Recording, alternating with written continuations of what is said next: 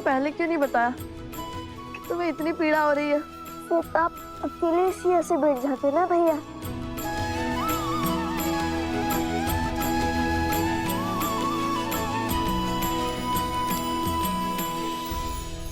धन्यवाद गुरुवर, किंतु ये घाव ठीक तो हो जाएंगे ना?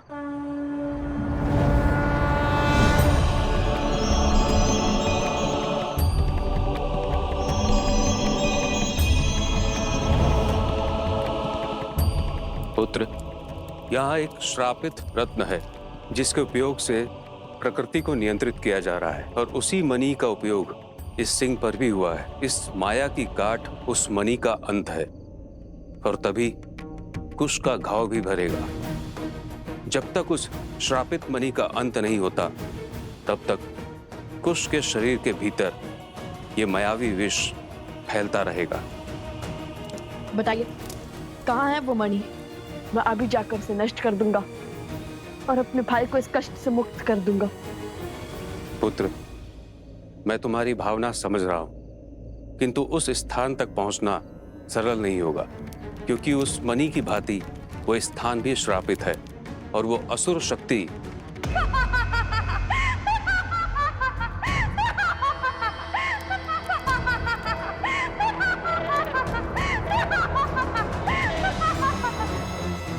असुरी शक्ति अर्थात मैं, और मैं इन लोगों को यहाँ तक कभी नहीं पहुँचने दूंगी। और यदि वो इस पद पर पहुँच भी गए तो केवल कुछ क्या, तुम्हारी मृत्यु भी निश्चित है। देखना, एक दिन तुम्हें इसका मूल्य चुकाना होगा। मेरे भाई को इस दशा में पहुंचाने का तुम्हें पछतावा होगा। हमारे पास कितना समय गुरुवर? जैसे जैसे भोर समीप होगा, कुश की पीड़ा बढ़ती जाएगी, और जैसे ही सूर्य की पहली किरण कुश के घाव पर पड़ेगी, वो जल उठेगा, और फिर मैं एक पैर के भीतर लौटूंगा। मुझे आशीर्वाद दीजिए।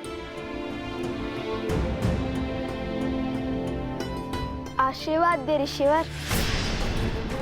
नहीं कुश, तुम कहीं नहीं जाओगे। मैं जाऊंगा और मणि को नष्ट करके आऊंगा। तुम्हें मुझ पे विश्वास नहीं है? भैया, जब स्वयं महाराज राम पिताश्री महर्षि विश्वामित्र के साथ असुरों का संहार करने जा रहे थे, तब क्या उन्होंने श्री राम से अनुमति मांगी थी? तो कुश वो भिन्न है। भैया, बिना आपके मैं कहाँ और बिना मेरे आप कहाँ? हम लवकुश तो राम लक्ष्मण की भांति एक दूसरे की आत्मा है ना? मैं भी तुम लोगों के संग चलूंगा। ऋषिवर, आप कृपया करके यहीं रुक जाइए। इन सबको आपकी आवश्यकता होगी। चले भैया। एक क्षण। एक मुख सूरज, एक मुख चंदा, दिए सिया के सुख आनंदा। एक एक आत यमज युगला, जानकी सुत रूप लव कुश बोला। अरे एक लकड़ी से इतने विशालकाय सिंह का सामना कैसे करेंगे हम? तुम कल माता सीता ने तो एक तिनके से रावण जैसे पापी को स्वयं से दूर रखा था, तो हमारे पास तो पूरी लकड़ी है। माता कहती है कि मानव की सच्ची शक्ति उसके विश्वास में होती है। स्मरण रहे, यदि कितनी भी विशालकाय बुराइयां क्यों ना आ जाए, यदि हम उसकी आंख में आंख डालकर देखते हैं तो वो बुराई भी घबरा जाती है। चाहे जितना बल लगा ले, तुम्हारी आंखें झुकनी नहीं चाहिए। मुख पर भय दिखना नहीं चाहिए, समझे? ये समय भय को भयभीत करने का है।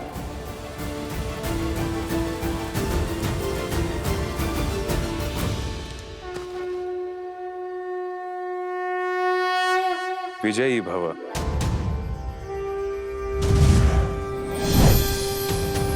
पुत्र, ये हर माया को भेदने में सक्षम है, इसकी आवश्यकता तुम्हें होगी।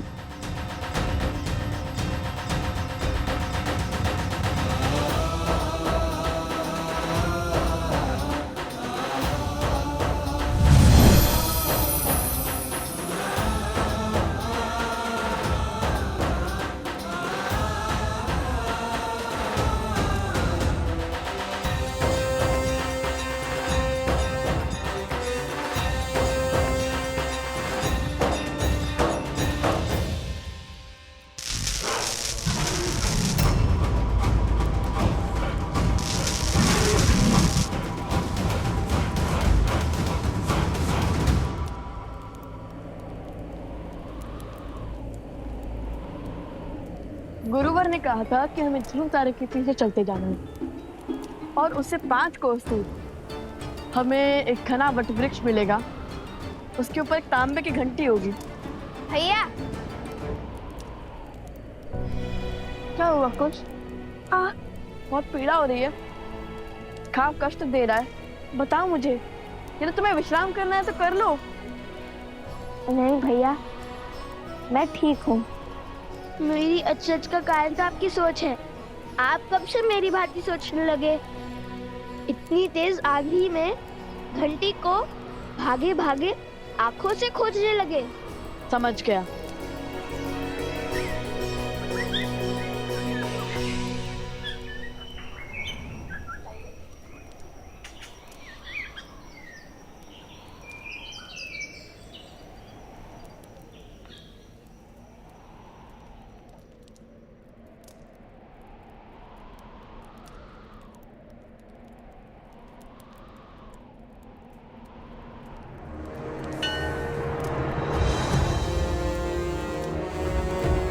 वहां उस और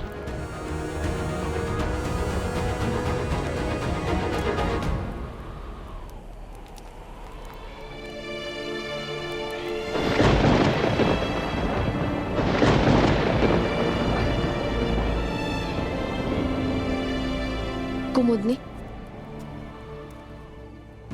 सोमकर्ण, अवत्सरा, प्रसूता, कोई नहीं लौटा अब तक? नहीं देवी।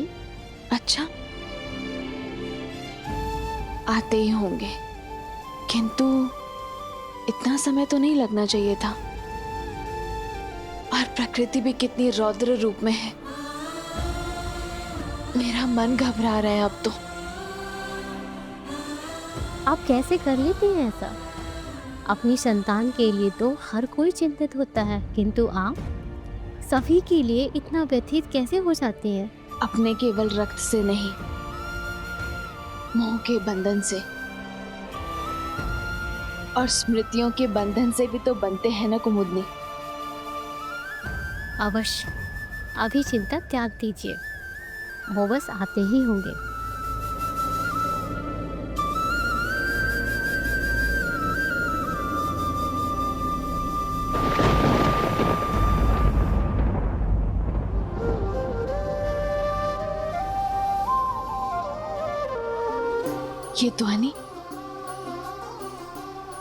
ये ध्वनि कहाँ से आ रही है?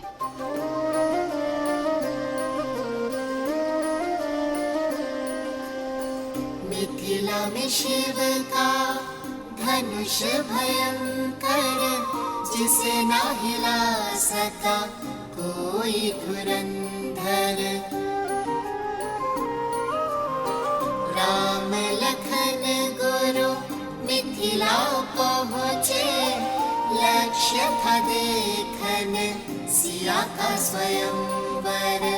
मिथिल सभा मिथि निकट निराशा, कौन बने भरतार सिया का। ले गुरु आशीष उठे फिर राम, शीश झुका दिया शिव को प्रणाम।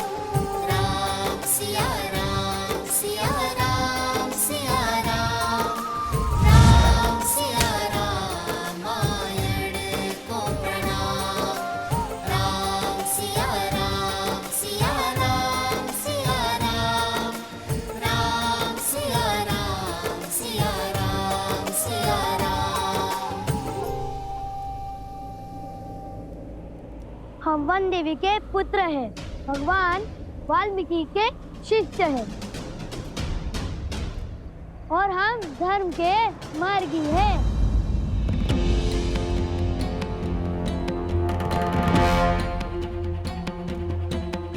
चटुकन, तुम रामायण कथा का गायन लवकुश की भांति अभ्यास क्यों कर रहे हो? अरे लवकुश ने तो ये भाग किसी को भी बताने से मना किया था। अब इन्हें क्या कहें? वो बंदे भी लवकुश को हम बहुत स्मरण कर रहे थे और हम सबको उन्होंने ही इतना प्रभावित किया है। तो अच्छा,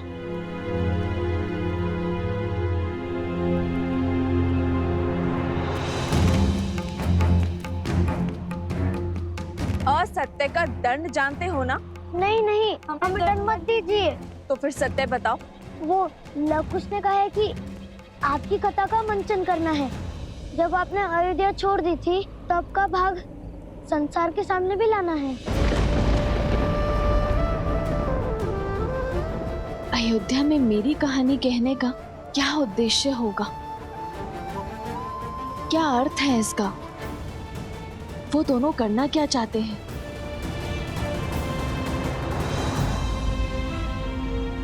एक बात कहूँ वन दीदी, आप क्रोधित तो नहीं होगी? नहीं, कहो क्या बात है? आप बहुत भाग्यशाली है कि लवकुश आपके पुत्र है। वो दोनों हर क्षण आपके विषय में ही सोचते रहते हैं। देखिएगा, जब अयोध्या में लवकुश की रामायण का मंचन होगा तब उनके प्रयास अवश्य सफल होंगे। रामायण अवश्य पूर्ण होगी। किंतु हाँ, तनिक चौंकने के लिए सज्ज रहेगा और अब आगे कुछ मत पूछेगा।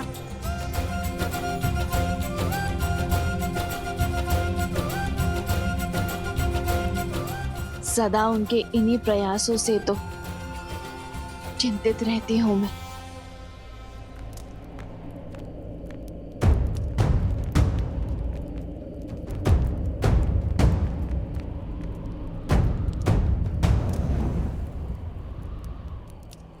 मिल गया।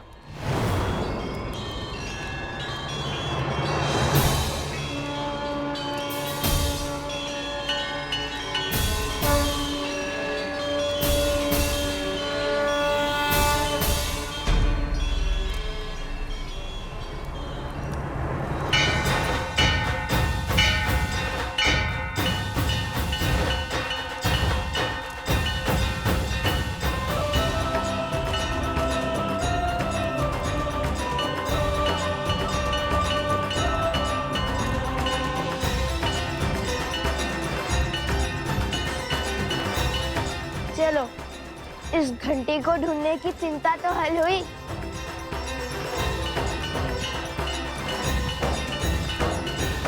कैसी चिंता देवी? यही कि बिना संकट जाने, बिना परिणाम सोचे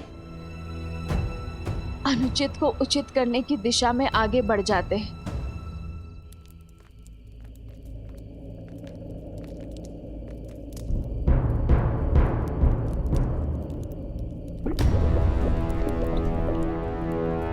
भैया, हमें बस एक सेतु खोजना है जो हमें पर्वत के उस ओर जैन मंदिर तक पहुंचा दे, जैसा गुरुवर ने बताया था।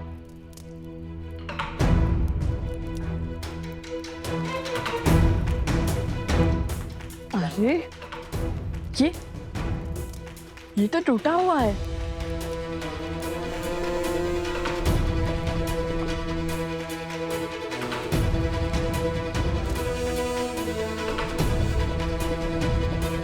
भैया, वो विशाल वृक्ष सेतु का कार्य कर सकता है।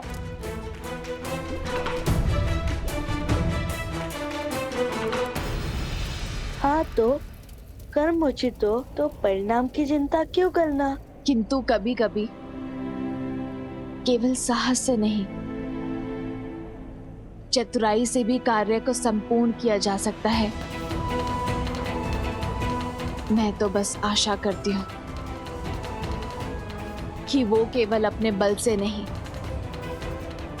अपनी बुद्धि का उपयोग करके भी प्रयत्न करे।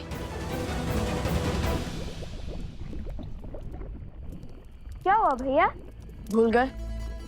माता कहती थी कि जब सब कुछ आपके अनुसार होने लगे, सब कुछ उचित होने लगे, समझ जाना चाहिए कि कुछ तो अनुचित घट रहा है। हाँ, कहा तो यही था माता ने कि जिसने एक सिंह को अपनी माया से इतना विशाल कर दिया, जो हमारे मित्रों के प्राण लेने के लिए सच हो गया, जिसने कहा कि वो कभी हमें उस पृथ्वी तक नहीं पहुंचने देगी, वो पीछे कैसे हट सकती है? हाँ, हमें एक एक पर फूक फूक कर रखना होगा। और मैं फिर कहता हूँ कि मैं आगे बढ़ता हूँ, तुम यही रहो। कदापि नहीं, मैं आपके साथ अवश्य चलूंगा। जहाँ लव भैया वहाँ कुश। और वैसे भी यहाँ तक पहुँचकर पीछे हट जाऊं ताकि सारी प्रशंसा आप लूट ले। ऐसा नहीं हो सकता। अब लगता है ये वृक्ष हमारा अंतिम विकल्प है, किंतु पहले हमें ये देखना होगा कि ये वृक्ष जिससे इस लावा के ऊपर एक पुल बन गया है, वो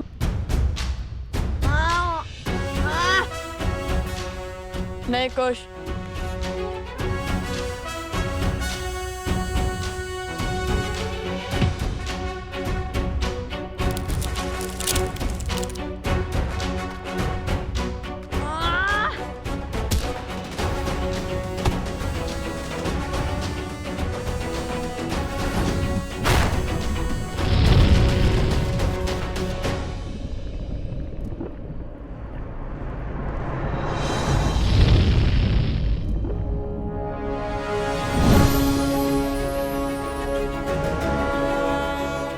बलशाली, किंतु इसका उपयोग करके देखते हैं कि ये मायावी है या नहीं।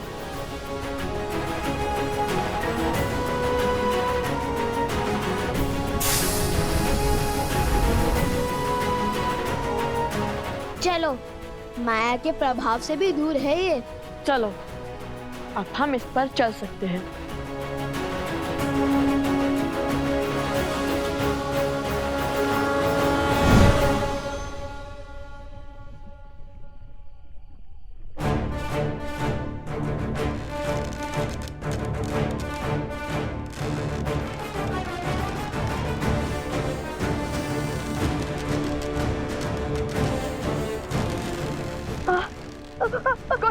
कुश।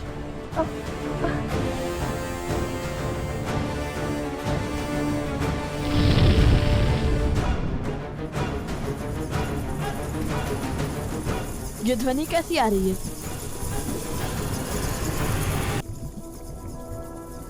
ये क्या है?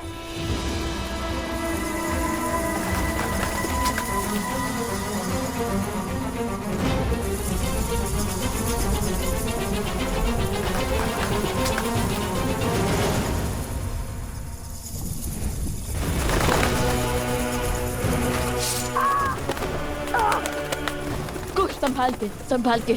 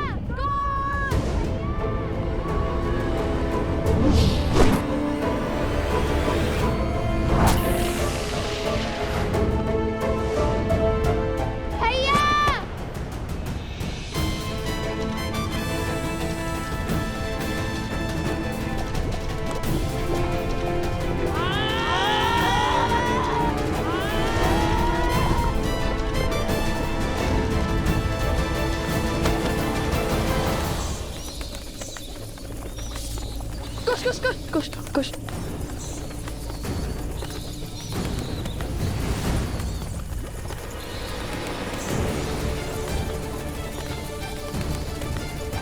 भैया ये तो पुनः आ गए।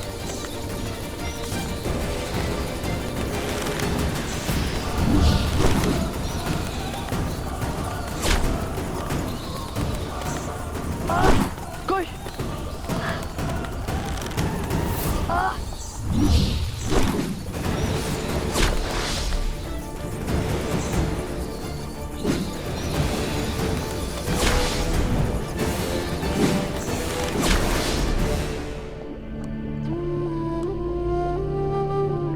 अभी तो बहुत मार्ग शेष है।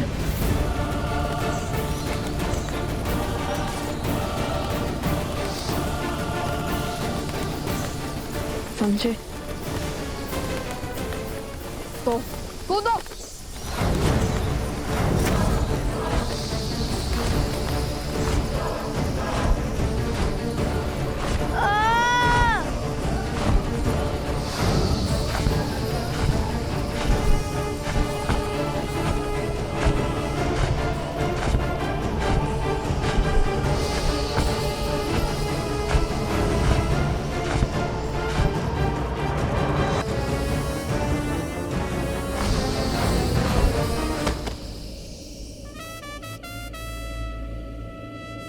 हम सुरक्षित हैं, हम बच गए भैया। चलो अब इनका अंत करते हैं।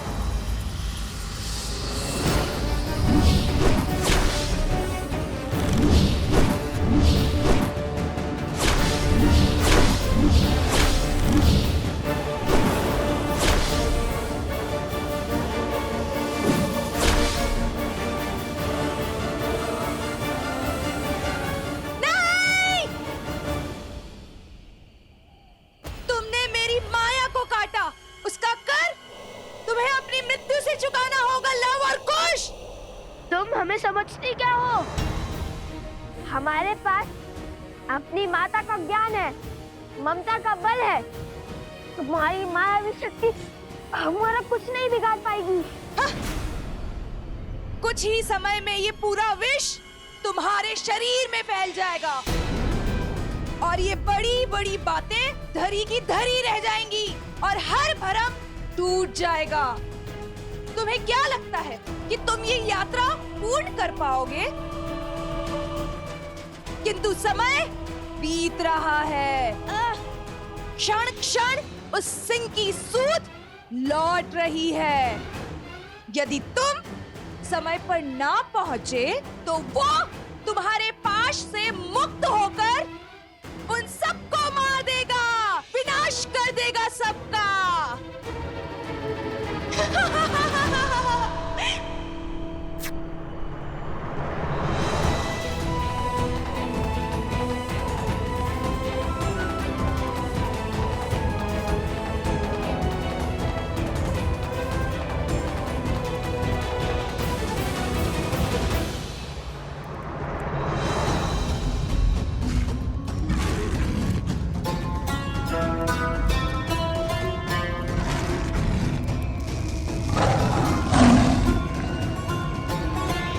हमें भय से नहीं, साहस से काम लेना होगा।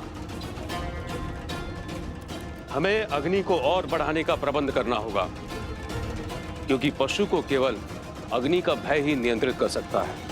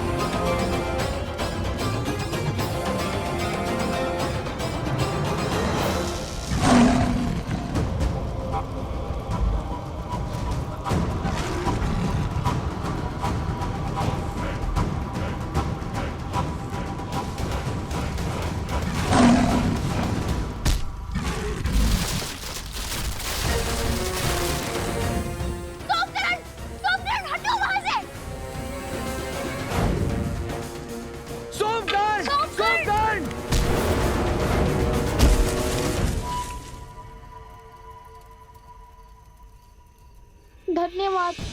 यदि आप दोनों ना होते। कुछ नहीं होगा तुम्हें। मन से भय को निकालो और साहस को स्थान दो, समझे?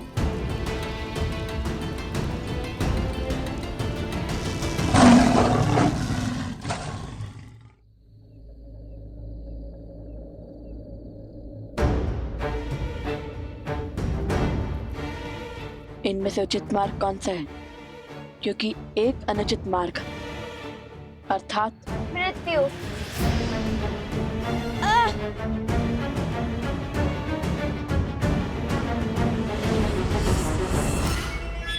अब इन 4 द्वारों में से उचित मार्ग किस पर चलकर पाओगे लवकुश? तुम्हें तो ये ज्ञात भी नहीं है कि तुम्हारे पास केवल 3 ही अवसर हैं। यदि भूल से भी तुमने तीसरी बार अनुचित मार्ग चुना तो उचित मार्ग भी बंद हो जाएगा। अब हमारा बल नहीं, बुद्धि हमें इस चक्रव्यूह से बाहर निकालेगी। और पहला प्रयास मैं करूंगा।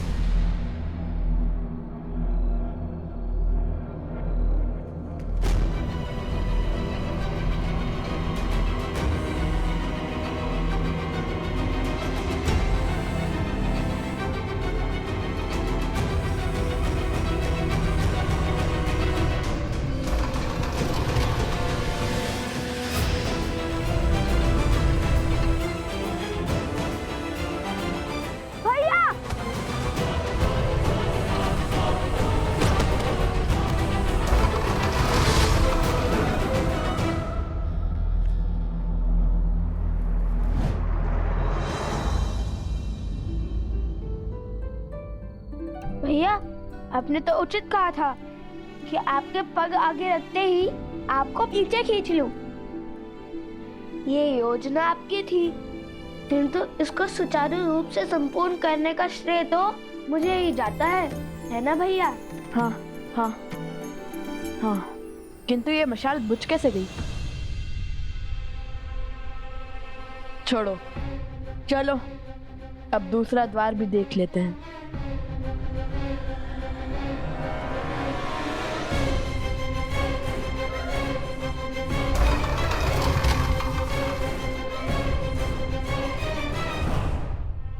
नहीं, इस बार भी मैं ही जाऊंगा। नहीं भैया, संकट केवल आप ही नहीं उठाएंगे। भैया के सिर से मृत्यु की तलवार हटाने का कर्तव्य मेरा भी है। इस बार मैं ही जाऊंगा। ये मेरी आज्ञा है। तुम्हें चोट लगी और तुम हो कि मुझसे तर्क करे जा रहे हो। आज्ञा तो हमारे चाचा श्री ने भी नहीं मानी थी अपने बड़े भाई की। भूल गए जब हमारे चाचा श्री लक्ष्मण जी श्री राम जी की सारी बात मानते थे, किंतु जब शूर्पणखा माता सीता को आहत कर रही थी तब उन्होंने उसकी नाक काट दी थी।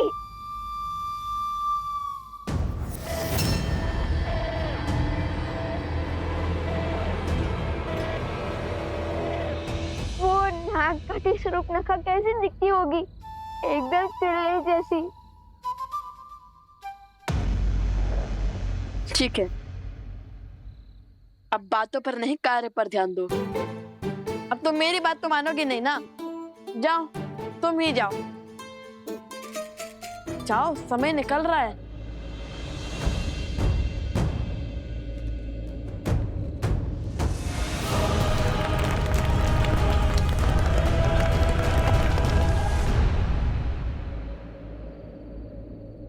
लगता है यही उचित द्वार है।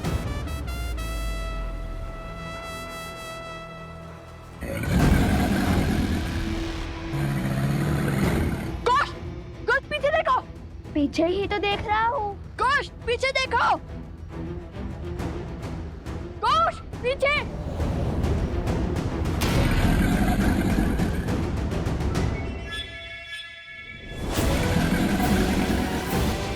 भैया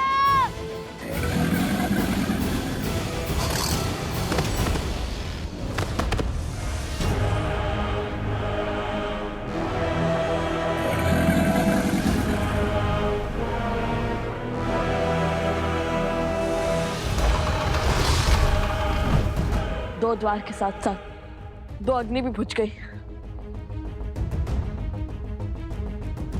अब केवल एक अग्नि प्रज्वलित है। कदाचित इसका अर्थ है कि अब केवल एक अवसर शेष है हमारे पास।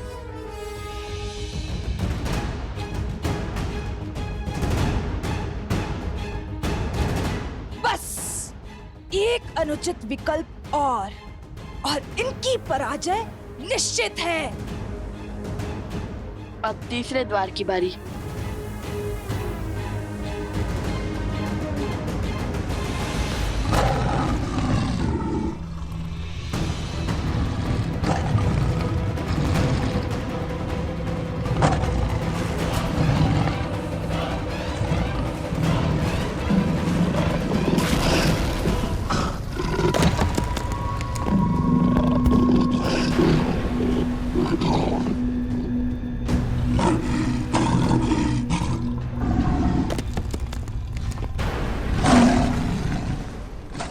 नहीं बचेगा, कोई नहीं बचेगा, सब मारे जाएंगे। इस बार असंभव संभव हो गया। लवकुश हार जाएंगे, समय पर नहीं पहुंच पाएंगे और कुछ तो घायल भी है। आप ही बताइए, जो स्वयं चोटिल हो वो हमारी सहायता कैसे कर पाएगा? आज हमारी मृत्यु निश्चित है। संकट भारी है, हमें यहाँ से चले जाना चाहिए। हाँ, पीछे के मार्ग से भागते हैं। हाँ हाँ चलो यहाँ से। शांत हो जाइए, सब शांत हो जाइए। भागने से संकट का समाधान नहीं मिलता। हाँ, हम सबको साथ मिलकर इस समस्या का हल खोजना होगा। बल और बुद्धि से इसका तोड़ निकालना होगा। शांति, शांति। हम वो ऋषि हैं जो अपने धर्म निर्वहन के लिए जाने जाते हैं, जो अध्ययन और अध्यापन के लिए जीते हैं और समय आने पर शस्त्र उठाने का साहस भी संजोते हैं। यदि किसी को भागने की आवश्यकता थी तो वो लवकुश थे, किंतु वो नहीं भागे। क्यों? क्योंकि उन्हें स्वयं पर विश्वास था। और यदि हम सब यहां से चले गए तो उनके विश्वास का क्या होगा, जो हमारे विश्वास के लिए ऐसी मायावी शक्ति से लड़ रहे हैं। राम राज्य की नींव विश्वास ही तो है। ये राम नाम का विश्वास ही था जिसके बल पर पत्थर भी सागर में तैर गया, लंका तक सेतु बन गया। और आज विश्वास की यही शक्ति लवकुश के साथ है। देखना, आज संकट का कोई मेघ हम पर बरस नहीं सकता। यदि हम एक दूसरे के लिए खड़े नहीं होंगे तो संसार से मानवता समाप्त नहीं हो जाएगी।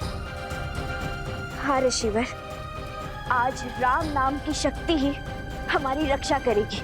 आज्ञा दे।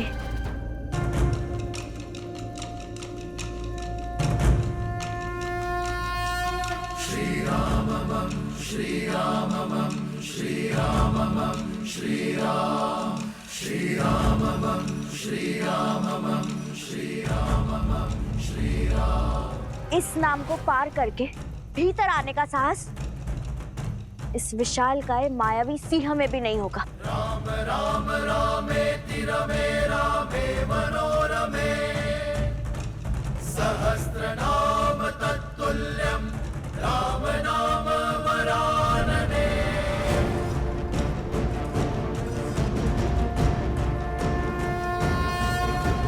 राम राम रामेति रमे रामे मनोरमे सहस्रनाम तत्तुल्यं राम नाम वरानने।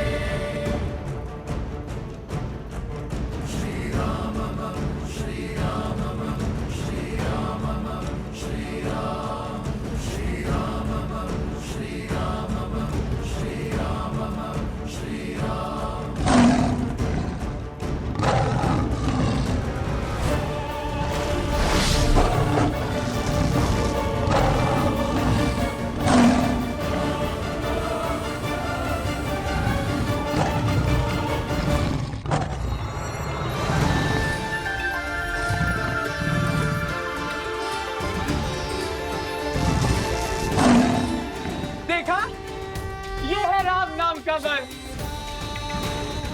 जय श्री राम, जय श्री राम, जय श्री राम, जय श्री राम।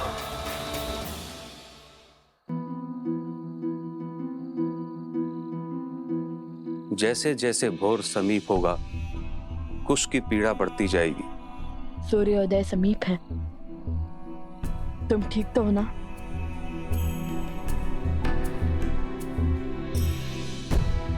हमें शीघ्र ही कुछ करना होगा। हे प्रभु, हमें उचित मार्ग दिखाइए। श्री राम, श्री राम, श्री राम, श्री राम, श्री राम। ये क्या कर रहे हो कुश? भैया, आपने ही तो ईश्वर से सहायता मांगी थी। और गुरुवर कहते हैं माता पिता से बड़ा भगवान और कोई नहीं। तो सोचा अपने पिता से इस समस्या का समाधान मांग लूं। और वैसे भी हमारे पिता वो बल हैं जो हर छल को छलनी कर सकते हैं।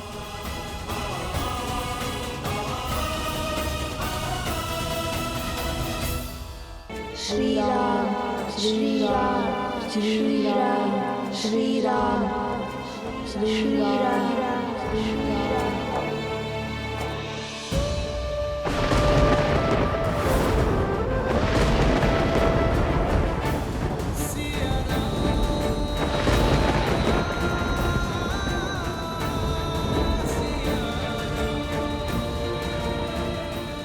ये प्रकृति का संकेत है या ममता का आभास? ऐसा क्यों लग रहा है जैसे लव कुश आपको स्मरण कर रहे हैं आर्य, जैसे वो किसी संकट में है। श्री राम, यदि उनका मन आपको पुकार रहा है तो वो ध्वनि आप तक पहुंचे। आप उनकी व्यथा सुने।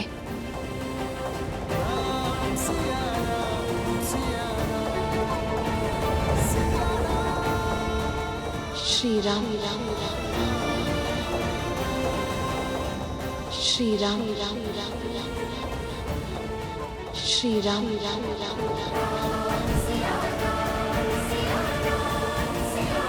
सीता,